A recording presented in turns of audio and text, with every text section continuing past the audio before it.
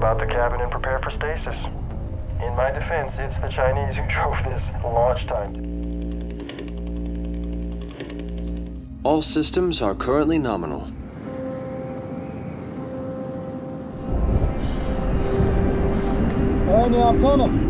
Orbit achieved. Beginning orbital survey to locate signal source. Roger that. You won't survive. Your mission is complete. Halo semuanya, selamat datang kembali di channel Ruang Film, sebuah informasi untuk kalian penikmat konten spoiler. Oke, di video kali ini kita akan membahas film berjudul Magellan yang dirilis tahun 2017. Film ini menceritakan kisah seorang astronot yang melakukan penjelajahan angkasa sampai ke ujung tata surya demi membuktikan apakah ada kehidupan lain di alam semesta yang sangat luas ini. Jadi tanpa berlama-lama, mari kita langsung masuk aja ke pembahasan filmnya. Sejak zaman dahulu, manusia selalu bertanya apakah ada kehidupan di luar bumi.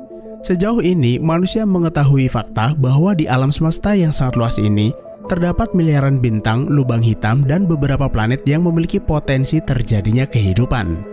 Namun, manusia tidak pernah bisa membuktikan adanya tanda-tanda kehidupan selain di planet bumi. Hingga suatu hari, SETI atau organisasi yang mencari keberadaan kehidupan di luar angkasa, mendeteksi anomali sinyal yang terpancar dari objek di dalam tata surya. Mereka melaporkan temuan itu kepada Baker, seorang proyek direktur NASA. Baker kemudian memanggil seorang astronot senior bernama Nelson untuk mendengarkannya. Awalnya, sinyal yang diterima hanya berasal dari satu tempat. Namun, muncul lagi sinyal kedua dan ketiga dari tempat yang berbeda. Sinyal pertama berasal dari bulan Saturnus yaitu Titan. Yang kedua dari bulan Neptunus yaitu Triton. Dan yang terakhir berasal dari Eris. Eris bisa juga dikatakan sebagai planet ke-10 setelah Pluto. Namun ukurannya yang kecil membuatnya masuk ke dalam golongan planet kerdil. Selain itu, jaraknya sangatlah jauh dan kurang lebih bisa mencapai 2-3 kali jarak matahari Pluto. Ketika sinyal-sinyal itu digabung, sinyal tersebut terdengar seperti sebuah nada memiliki pola dan berulang. Atau dalam teori musik disebut kunci nada yang umumnya memiliki 3 not yang dimainkan bersamaan. It's space music. Picked up the third signal, I realized that sound, Captain Nelson. The signals are artificial. Mereka berpendapat sinyal tersebut bukan sekedar anomali alam, melainkan buatan dan seakan sengaja ditransmisikan ke bumi. Yang artinya ada kemungkinan suatu kehidupan cerdas di luar sana mencoba berkomunikasi dengan manusia. Nah, yang menjadi pertanyaan adalah bagaimana bisa ketiga sinyal tersebut dikirim dari 3 lokasi yang berjauhan. Karena itulah mereka mengundang Nelson ke tempat ini. Misi utama mereka adalah mengirim astronot terbang menuju 3 lokasi tersebut untuk mencari sumber sinyal. Bukan sembarang astronot, melainkan astronot dengan kemampuan spesifik dan kompeten untuk menjalankan misi ini. Dan orang itu adalah Nelson. Dia akan menjadi manusia pertama yang menjalankan misi berawak menuju Saturnus, Neptunus, dan Eris. NASA saat ini sedang membangun kapal angkasa Magellan dan akan siap dalam waktu 2,5 tahun ke depan. Waktu ideal untuk memulai perjalanan ini sebenarnya butuh waktu 10 tahun.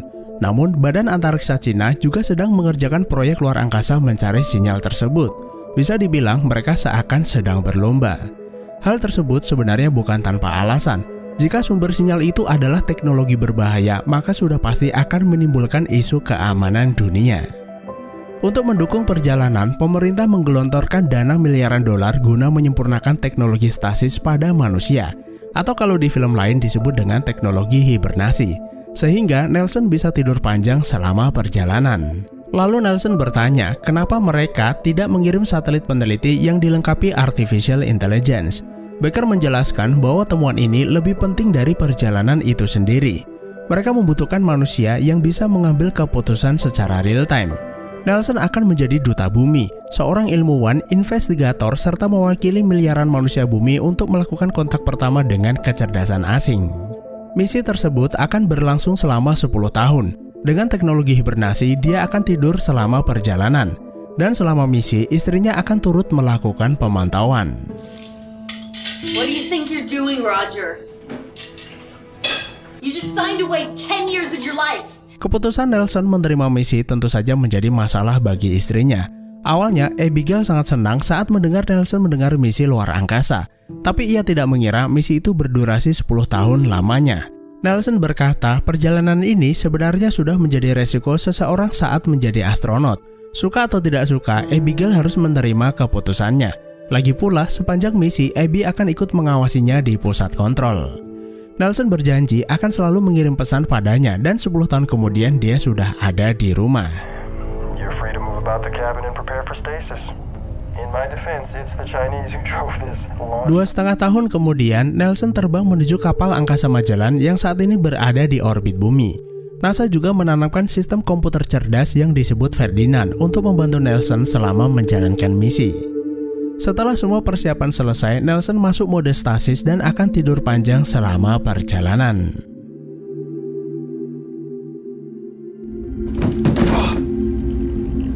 18 bulan kemudian, Magellan sampai Saturnus. Ferdinand membangunkan Nelson dari mode statis. Setelah melakukan serangkaian pemeriksaan medis, Nelson diberitahu kalau dia mendapat 200 pesan dari bumi. Di antara pesan-pesan tersebut ada pesan video dari Abby. Abby berkata kalau dia mulai kesepian dan merindukannya. I'm getting desperate. Untuk mengisi waktu, Nelson bermain catur dengan Ferdinand sambil menunggu pesan dari NASA dan perjalanan Magellan menuju Titan. Di sisi lain, Nelson juga mendapat informasi bahwa China menunda keberangkatan selama 1 tahun setelah Magellan. Jadi mereka tidak perlu khawatir harus berlomba siapa cepat dia dapat dengan astronot Cina.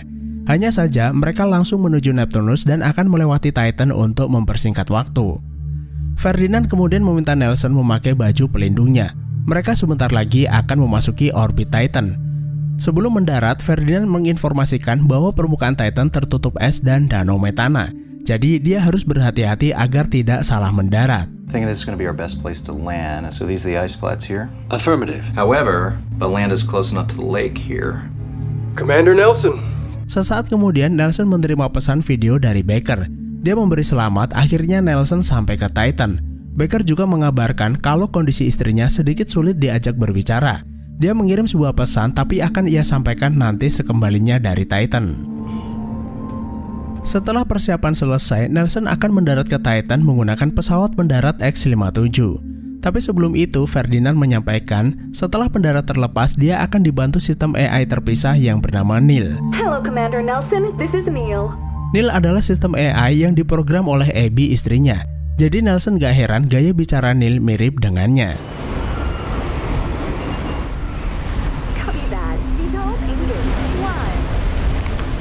Setelah berhasil mendarat, Nelson mengeluarkan alat pelacak sinyal. Alat itu menunjukkan bahwa sumber sinyal ada di tengah danau metana. Looks like the signal's coming from a northeasterly direction.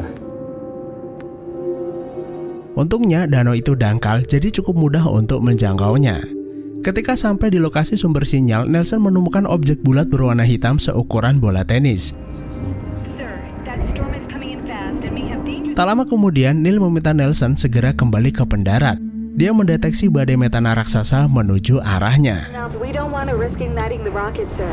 Karena badai tersebut, Neil meminta Nelson menunggu demi keselamatan. Sambil menunggu, Nelson meminta Neil memindai bola hitam yang dia temukan. Namun, Neil tidak mendeteksi informasi apapun selain sinyal radio. Lalu meminta Nelson mengembalikan benda itu ke dalam kotak penyimpanan dan jangan menyentuhnya. Akan tetapi, Nelson malah menjadi penasaran. Ia mengambil benda itu lalu menyentuh dengan jarinya. Seketika, bola hitam itu menyala. Tiba-tiba, sesuatu merasuki pikiran Nelson seolah benda itu ingin menunjukkan sesuatu.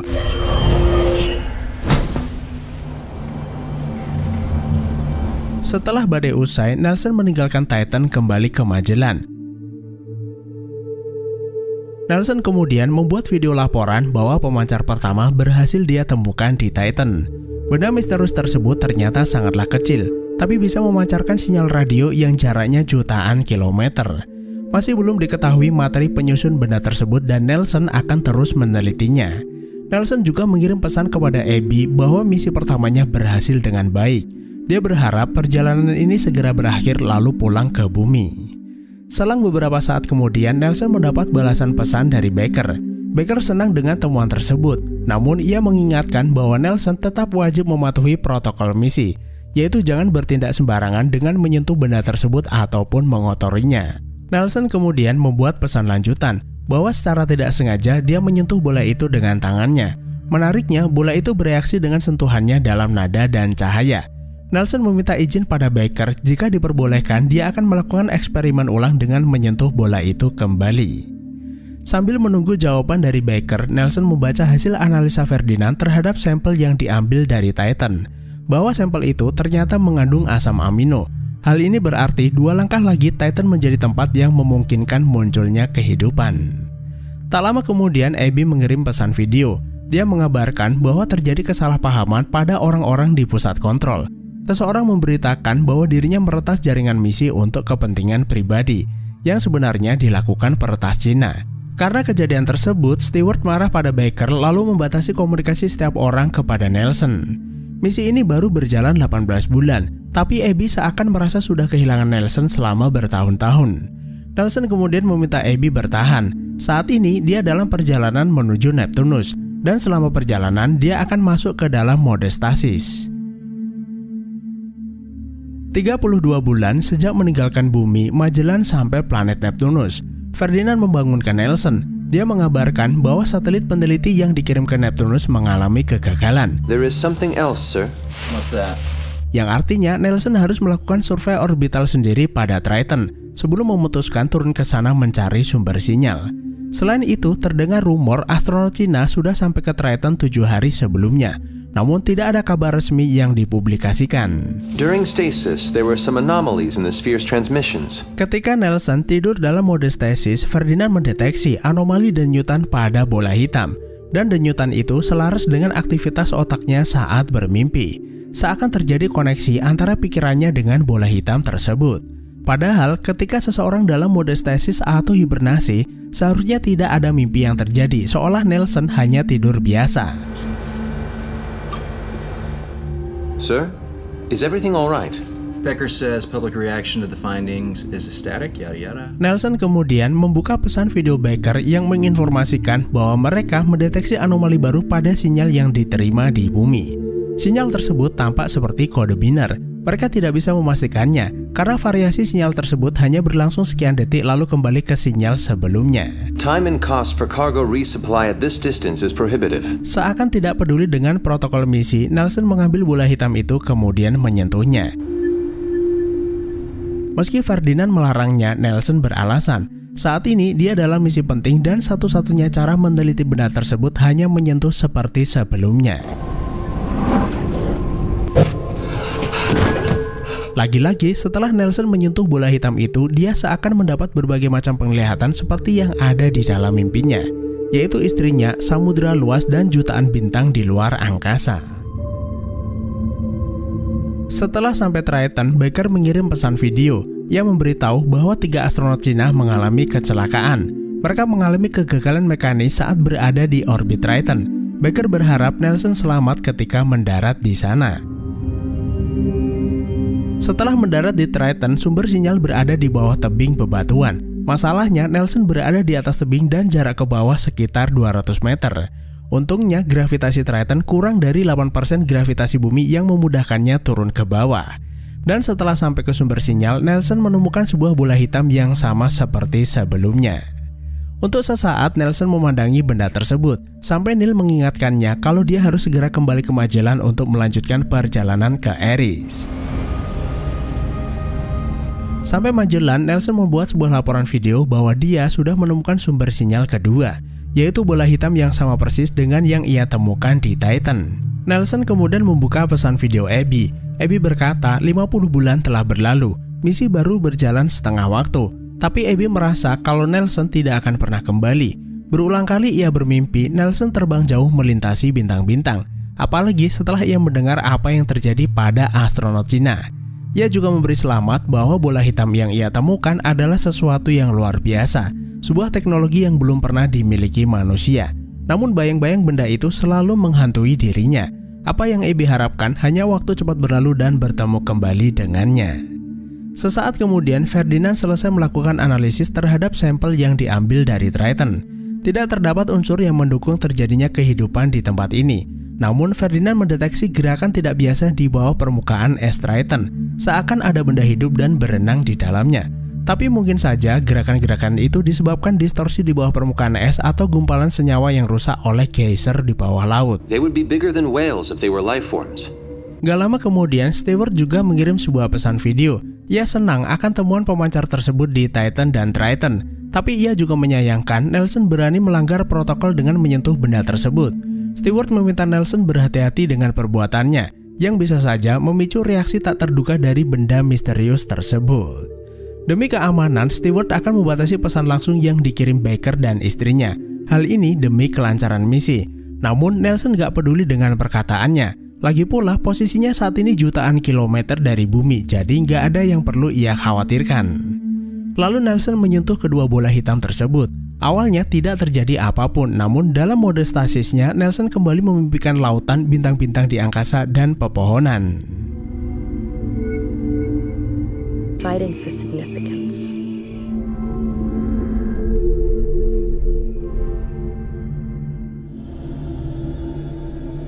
Hari ke-2079 misi, Nelson sampai tujuan terakhir yaitu planet Kerdil Eris. Eris memiliki jarak 2 hingga 3 kali jarak matahari ke Pluto, yang membuat planet itu sangat gelap dan dingin. Setelah mendarat, Nelson menemukan sumber sinyal berada di balik celah bebatuan, dan akhirnya Nelson berhasil menemukan bola hitam ketiga. Hal ini berarti ketiga misi utama Magellan berjalan dengan lancar. Nelson kemudian bergegas kembali ke kapal angkasa Magellan. Namun saat akan masuk terjadi malfunction docking ruang airlock yang disebabkan NASA mengirim update program terbaru untuk sistem Ferdinand. Karena kelebihan memori, sistemnya crash, bahkan Ferdinand berbicara menggunakan bahasa asing. Nelson meminta Ferdinand mengosongkan memori dan menolak update program tersebut. Dan setelah itu Ferdinand berangsur normal kembali. Namun karena sistemnya hanya pulih sekitar 65% saja, Nelson terpaksa melakukan prosedur manual untuk membuka pintu palka. Kekacauan tersebut mungkin disebabkan pusat kontrol ingin mengambil kendali penuh Magellan, memastikan bahwa setelah misi selesai Magellan pulang ke bumi sesuai prosedur. Nelson kemudian meminta Ferdinand menguji sampel yang ia ambil dari Eris, yang ternyata sampel tersebut bersifat biologis dan mengandung DNA. Testing for deoxyribose. Deoxyribose is present. Commander Nelson, the sample is biological in nature and appears to contain DNA. Yes! Temuan tersebut tentu saja membuat Nelson kegirangan. Akhirnya ia mendapat jawaban bahwa mereka tidak sendirian di alam semesta yang sangat luas ini. Nelson segera membuat laporan tentang hasil uji analisa tersebut. Sampel biologis yang mengandung DNA di Eris adalah hal terbaik sepanjang perjalanan ini. Selain itu, untuk mencegah NASA mengambil alih Magellan, Nelson membuat protokol baru pada sistem. Dan untuk sementara, Magellan ada di bawah kendalinya secara penuh. Setelah 4 jam menunggu, pusat kontrol belum juga membalas pesannya. Sejak pendaratannya di Eris, Nelson mulai bertanya, sebenarnya apa tujuan bola-bola hitam itu mengirimkan sinyal ke bumi dan apa alasan mereka menginginkan Nelson sampai ke tempat ini. Nelson kemudian menyandingkan ketiga bola hitam itu lalu menyentuhnya secara bergantian lalu bersamaan.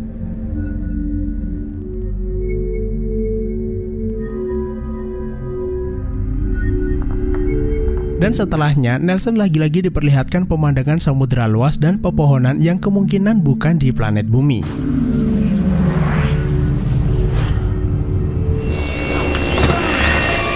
Tiba-tiba terjadi ledakan transmisi radio yang dikirim bersamaan melalui sistem komunikasi Magellan. Ledakan transmisi tersebut ternyata berasal dari bola hitam. Ferdinand mendeteksi ada jutaan transmisi. Pada skala ini, sistem komputernya tidak mampu mencatat atau menerjemahkan semuanya. Namun pada 1000 transmisi pertama, Ferdinand mendeteksi sinyal-sinyal tersebut sengaja dikirimkan dan berasal dari beberapa lokasi yang berbeda. Dari galaksi yang tidak diketahui kemudian diteruskan melalui bola tersebut. Terdapat sandi atau kode dari sinyal radio yang membuatnya bisa memperkirakan jarak dan dari mana sinyal-sinyal tersebut berasal. Luar biasanya, meski dikirim dari jarak yang sangat jauh, pesan-pesan tersebut dikirim dan diterima secara real time dan masih ditransmisikan hingga detik saat ini. Namun anehnya, ada sebagian dari pesan itu dikirim dari masa lalu dan bercampur dengan pesan yang dikirim secara real time. Selama ini, kecepatan transmisi cahaya dianggap paling cepat ketika seseorang mengirim sebuah pesan yang jaraknya jutaan kilometer. Pesan itu sampai tujuan bergantung pada teknologi yang digunakan. Seperti halnya pesan yang ia terima dari pusat kontrol, pasti ada jeda waktu sebelum mereka saling menerima pesan. Namun benda yang ia temukan adalah artefak alien, sebuah teknologi yang melebihi batas pengetahuan manusia, bahkan mungkin hukum fisika. Bukan tidak mungkin teknologi asing tersebut bisa menembus waktu itu sendiri, sehingga tidak ada batas ruang dan waktu ketika mereka berkomunikasi. Apapun yang terjadi saat ini adalah bukti bahwa manusia memang tidak sendirian di alam semesta yang sangat luas ini. Setelah dianalisa lebih lanjut, pesan dari transmisi tersebut ternyata dikomunikasikan menggunakan kode DNA. Butuh setidaknya 6 tahun bagi Ferdinand untuk menerjemahkan semua pesan itu ke dalam bahasa manusia. Sesaat kemudian, semua transmisi itu berhenti. Lalu Ferdinand mendeteksi sinyal baru dari suatu tempat yang letaknya sedikit lebih jauh di luar tata surya. Sinyal tersebut berasal dari awan Oort dan berjarak kurang lebih 1/3 tahun cahaya dari bumi. Setidaknya butuh waktu selama 38 tahun untuk sampai ke sana. Tapi dengan catatan, kapal angkasa Magellan berfungsi secara keseluruhan. Awan Oort pertama kali ditemukan sekitar tahun 1950 oleh astronom Belanda bernama Jan Oort. Semua berawal dari rasa penasarannya terhadap asal-usul sebuah komet. Beliau melakukan serangkaian perhitungan dengan menggunakan beberapa data orbit komet yang sudah diketahui. Awan Oort adalah sebuah awan berbentuk bola yang sangat besar serta menyelubungi tata surya seperti cangkang bulat raksasa. Awan tersebut terdiri dari bebatuan yang membeku serta bermacam-macam materi yang berasal dari masa lalu alam semesta. Apabila terjadi gangguan seperti pengaruh dari bintang atau benda lain di dekatnya, batu itu akan terlempar lalu menjadi komet. Jika komet tersebut terkena gravitasi matahari, maka komet-komet itu akan mengunjungi tata surya dan bukan tidak mungkin memotong jalur orbit suatu planet atau bahkan melewati bumi. Meskipun Nelson sudah mengetahui bahwa mereka tidak sendirian, sampai detik ini ia belum mendapat jawaban apapun. Akan siapa mereka, seperti apa, dan apakah mungkin manusia bumi dan mereka akan saling berkomunikasi. Nelson kemudian berpikir, pasti ada alasan di balik sinyal-sinyal yang ditransmisikan melalui bola hitam itu ke bumi. Ada kemungkinan bola hitam tersebut hanyalah sebuah pemancar atau alat yang digunakan untuk melakukan kontak pertama. Nah, kalau menurut analisa Mimin, mungkin mereka memang sengaja meletakkan ketiga benda itu di 3 lokasi yang berbeda untuk sekedar menguji manusia. Apakah manusia bumi mampu melakukan perjalanan hingga sejauh ini? Setelah berhasil melakukan perjalanan yang mustahil serta mendapatkan bola hitam tersebut, perlahan-lahan mereka mulai memberi petunjuk, seperti memberi Nelson penglihatan akan samudera dan tempat yang dipenuhi pepohonan layaknya di bumi. Mereka menganggap manusia mampu melakukan perjalanan yang sangat jauh. Karena itulah mereka menunjukkan lokasi sinyal yang mungkin saja adalah tempat terakhir untuk mencari sebuah jawaban. 5 tahun sudah Nelson menyelesaikan misi ini dengan sempurna, dan kini saat yang tepat baginya untuk pulang ke bumi. Namun dengan temuan yang sangat luar biasa ini sangat disayangkan jika dilewatkan begitu saja. Kesempatan ini tidak akan ia dapatkan lagi di masa depan, karena mungkin Stewart akan menghukumnya karena melakukan banyak pelanggaran terhadap protokol misi. Nelson akhirnya memutuskan akan melanjutkan perjalanan menuju awan Oort untuk menemukan sebuah jawaban. Pesan terakhirnya kepada Abby adalah sebuah permintaan maaf bahwa dia belum bisa menepati janjinya untuk pulang ke bumi. Perjalanan ini sudah menjadi takdirnya. Nelson memberi kebebasan kepada Abby untuk melanjutkan hidup tanpa dirinya. Mungkin suatu hari nanti, jika ada keajaiban, mereka akan bertemu kembali di suatu tempat. Setelah mengirim pesan untuk Abby, Nelson mengirim laporan terakhirnya kepada NASA. Lalu meminta Ferdinand membawanya secepat mungkin menuju sinyal yang berasal dari awan Oort. Gak lama kemudian Baker membalas pesannya. Dia meminta Nelson pulang ke bumi. Nelson hanya mendengar pesan tersebut lalu mempersiapkan diri masuk mode stasis dan akhirnya film pun selesai. You won't survive. Your mission is complete.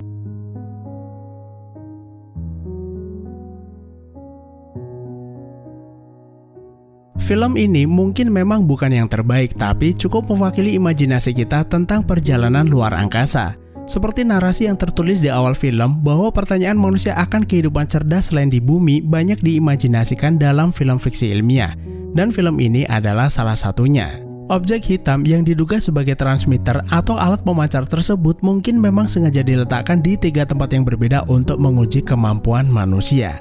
Jika terbukti mampu, maka mereka akan menunjukkan lokasi yang sebenarnya kemana manusia harus pergi. Bukan tidak mungkin Nelson nantinya akan sampai ke lokasi tujuan, mengingat Magellan memiliki teknologi yang memungkinkan manusia tidur panjang lalu bangun saat dibutuhkan. Jadi tidak ada masalah dengan umur. Usia Nelson akan tetap sama seperti ketika dirinya bangun. Harapan Mimin sih sampai di lokasi tujuan Nelson berkenalan dengan mereka lalu berbondong-bondong berkunjung ke bumi. Namun jika apa yang dikatakan Ferdinand benar bahwa ada jutaan transmisi yang dikirimkan secara bersamaan, sudah pasti alam semesta ini sebenarnya penuh dengan kehidupan namun terhalang jarak dan teknologi.